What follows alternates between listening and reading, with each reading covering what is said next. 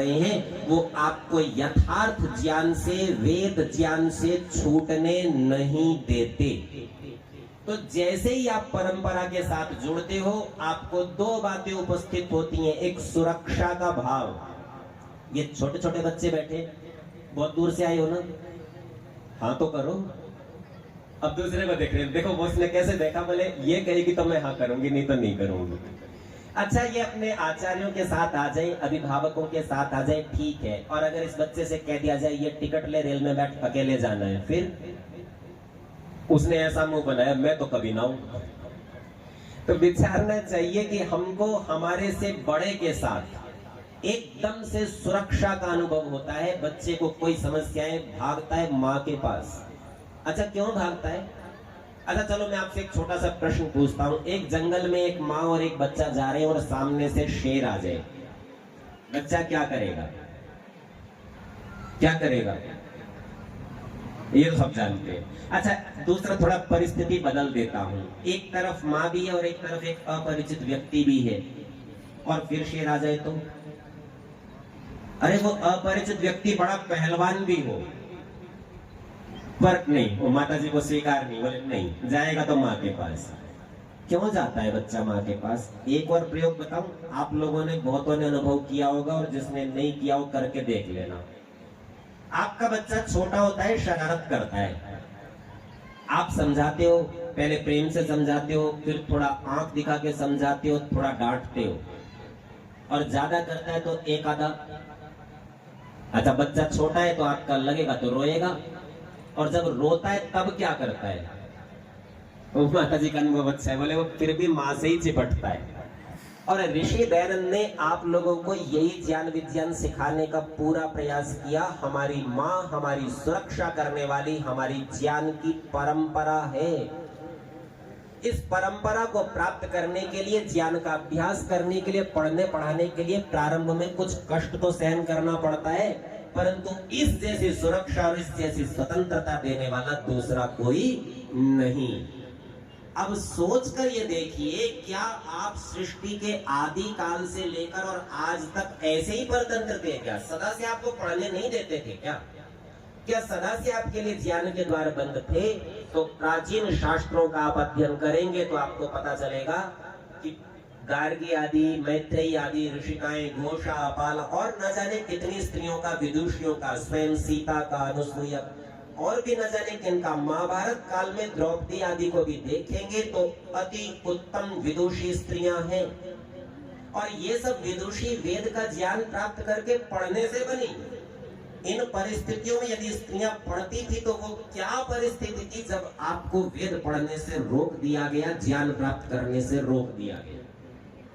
तो देखो, इसके पीछे दो कारण उभर के सामने आएंगे। एक कारण तो आपका ये है कि एक समय ऐसा था, हम बस परंपरा की सुनते थे और मान लेते थे कि ठीक है, बड़े ने कहा और हो गया। लेकिन एक समय ऐसा आया कि प्रतिक्रिया प्रारंभ हुई, और ये काल महाभारत के पश्चात का है। इतिहास इतना बुरा विषय नहीं है, यदि आप इसको ध्यान से सुने और समझेंगे तो आपको पता चलेगा समाज कहां भूले करता है और किन नुकसान हानियों को उठाकर फिर धीरे धीरे अकल आती है तो सुधारता है, और कितनी कठिनाई होती है। महाभारत काल के पश्चात ये स्थिति हुई। पंडितों ने विशेष करके चाल चली। मेरा किसी पंडित के हृदय को दुखाने का प्रयोजन नहीं है, पर जो चली सो चली, जो हो गया वो हो गया, अब कहना तो पड़ेगा जो सत्य है। और उन्होंने ये प्रयास किया कि बोले सब कुछ नष्ट भ्रष्ट हो गया है, जीवन तो बचाना है, भोजन की व्यवस्था तो करनी है। तो उन्होंने संसार की चलती हुई चक्र की एक व्यवस्था को तोड़ दिया। उन्होंने कहा पंडित का बच्चा ही पंडित बनेगा, और क्षत्रिय का बच्चा बोले क्षत्रिय ही बनेगा, राजा का बेटा ही राजा बनेगा, और व्यापारी का बेटा लालाजी ही बनेगा। और जो शूद्र रह गया ना, जो पढ़ लिख नहीं सका था, बोले इसका बच्चा भी यही काम करेगा, उसे पढ़ने लिखने नहीं देंगे। अच्छा देखो, चालाकी कैसे की जाती है। शंकराचार्य के नाम से एक पंक्ति प्रसिद्ध है, स्त्री शूद्रौ नाधीयाताम इति श्रुते। आप चालाकियां देखिए, जैसे जैसे व्यक्तियों ने वेद पढ़ना छोड़ा, तो तो पंडितों की बन आई, कुछ भी संस्कृत में कह दो, बोले वेद में है, कौन देखे इतने बड़े को जाके, ठीक है ना। इसी प्रकार से आपके आलस्य से, आपकी शिथिलता से ये परिणाम हुआ कि ज्ञान प्राप्त करने में आलस्य आने लगा और ज्ञान प्राप्त करना पहाड़ जैसा लगने लगा। जब मैं कहता था ना कि ये विद्यार्थी छुट्टी की घंटी सुनकर बड़े आनंदित होते हैं, अच्छा आपको सचमुच क्या कठिनाई होती है पढ़ने में और विद्यालय में रहने में, कक्षाओं में रहने में? क्यों छुट्टी की घंटी बड़ी आनंदित करती है? वो केवल दबाव नहीं है, विद्या के प्राप्त करने में आने वाली कठिनाई से आप लोग घबराते हैं, उसके आनंद का अनुभव नहीं कर पाते, इसलिए आपको ऐसा लगता है कि छुट्टी की घंटी बजे तो बड़ा अच्छा हुआ। अच्छा, आप में से कई लोगों के मन में पता नहीं क्या चल रहा होगा। अभी आप सब सुस्त हो, थोड़े ढीले हो, टेढ़े मेढ़े बैठे हो। अभी थोड़ी देर में हमारे संचालक महोदय कहेंगे चलिए अब शांति पाठ करते हैं, इसका दृश्य लंगर होगा। आप सारे उत्साह से ओम देव शांति शुरू हो जाओगे। देखना देखो साहब, मनोविद्या नहीं है, हम सबके मन में है, बोले चलो खत्म हुआ, छुट्टी हुई चलो चलेंगे।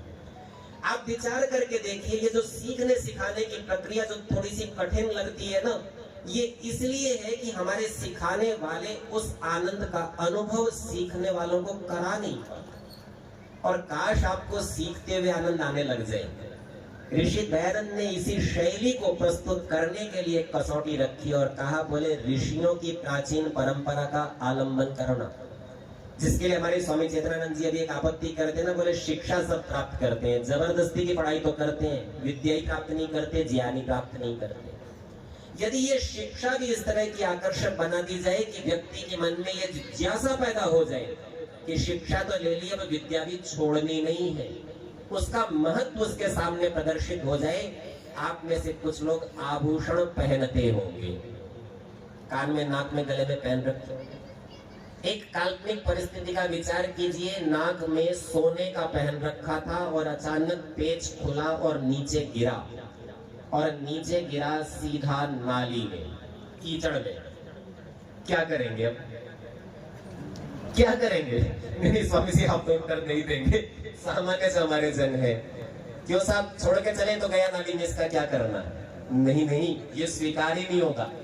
पहले तो कोई साधन ढूंढते हैं, कोई लकड़ी आदि किसी से बाहर निकाल ले, और कुछ भी साधन ना मिले ना, बोले देखी जाएगी, 4 बार धो लेंगे हाथ को साबुन से, हाथ से ही निकाल लेते हैं। नहीं संकोच होता है ना? अच्छा, आप उसे धो लीजिए, बहुत अच्छे से साफ कर लीजिए, ये बताइए इतना गंदा था, नाक में फिर भी पहन लेते हैं या नहीं? अभी तो सबकी हाँ है। बोले कितना भी गंदा हो, जब साफ कर लिया तो फिर भी नाक में पहना जा सकता है।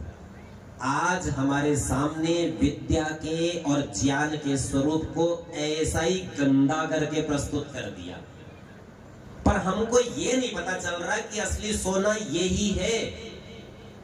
शैली थोड़ी सी बदलनी है, आर्ष परंपरा का आलंबन करना है, ऋषियों की शैली को पकड़ना है। वो साबुन है जिससे ये धुल जाएगा, और इतना धुल जाएगा कि हमारे वापस नाक का आभूषण हमारे आकर्षण का, हमारे प्रदर्शन का, सौंदर्य का हेतु बन जाएगा। जिस दिन हम लोग इस काम को करने में समर्थ और सफल हो जाएंगे, निश्चित जानिए केवल शिक्षा, केवल आधुनिक विषय, एक विषय आदि, ये सारे बंधन हमारे दूर हो जाएंगे। पर इसका मार्ग भी यदि किसी ने दिखाया तो वह मार्ग दिखाने वाले थे ऋषि दयानंद। एक सरल शब्दों में कहूं, मूर्ख को बुद्धिमान बनाने का कार्य यदि कोई करता है तो वह ऋषि दयानंद का विचार करता है। और किसी भी